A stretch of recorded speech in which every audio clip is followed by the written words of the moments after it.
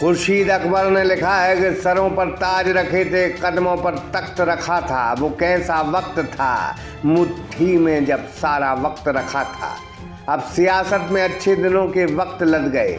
अब ताज और तख्त यूं आसानी से नहीं मिलते, ना आगे मिलने की कोई उम्मीद बाकी है। मध्य प्रदेश में 2023 में विधानसभा के चुनाव है।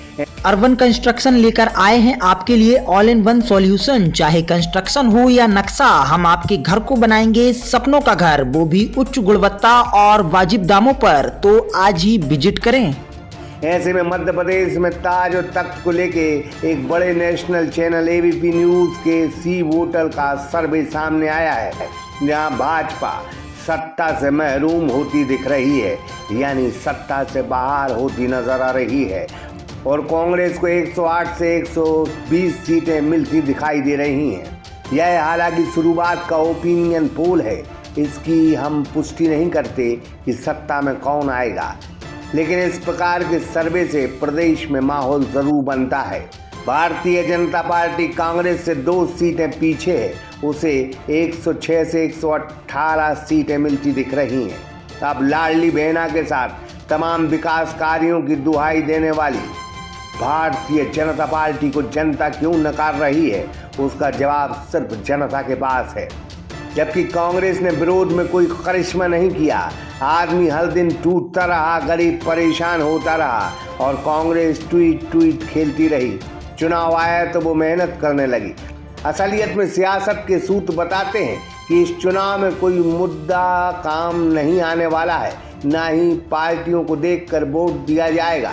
इस बार अगर वोट दिया जाएगा तो चेहरों को देखकर वोट दिया जाएगा। राजनीति के जानकार यह भी कहते हैं कि शिवराज सिंह चौहान का जादू खत्म होता दिख रहा है, अब उनका चेहरा नहीं चलेगा। यही हाल उनके कई मंत्रियों विधायकों का है, लिहाजा चेहरों को लेकर भारतीय जनता पार्टी पिछड़ रही है।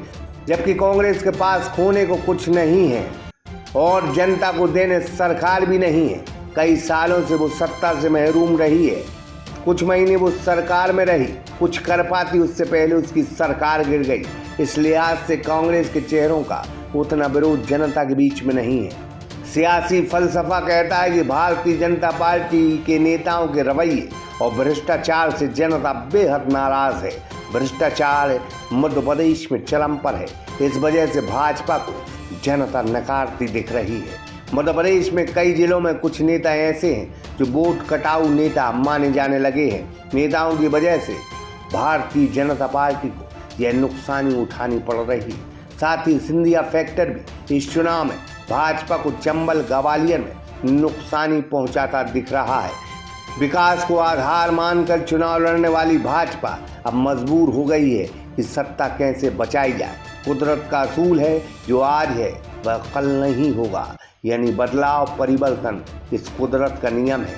तब परिवर्तन के लिहाज से सिर्फ एक ही विकल्प मध्य प्रदेश के पास है, वो है कांग्रेस, जिसका लाभ कांग्रेस को बिना मेहनत मिलता दिखाई दे रहा है। यानी 2023 में अगर ओपिनियन पोल की हम मानकर चलें तो कांग्रेस की सत्ता, कांग्रेस की सरकार, कांग्रेस का ताज, कांग्रेस का तख्त बनता दिखाई दे रहा है।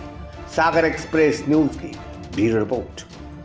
Hotel Rudra residency pure veg family restaurant के साथ ठहरने की उत्तम व्यवस्था, AC non AC luxury room उपलब्ध, तो जरूर पधारें। पता साईं खेड़ा, लिधौरा हाट, 4 लाइन चौराहा, नर्सिंग कॉलेज के बाजू में, सागर।